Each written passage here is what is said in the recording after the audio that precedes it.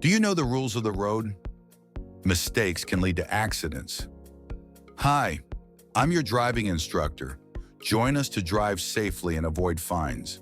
Today we'll be practicing an essential skill, crossing intersections. This task may seem simple, but statistics show that more than half of viewers answer incorrectly. Now let's get started. Two cars approach an intersection.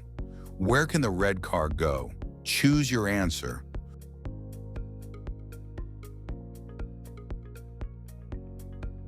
Pause the video, take a moment to think, and write your answer in the comments. Ready?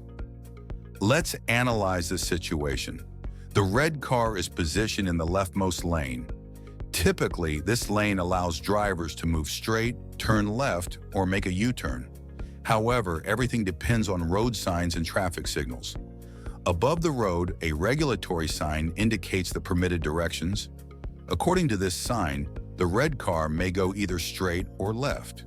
But is that the final answer? Not yet. Let's check the traffic lights.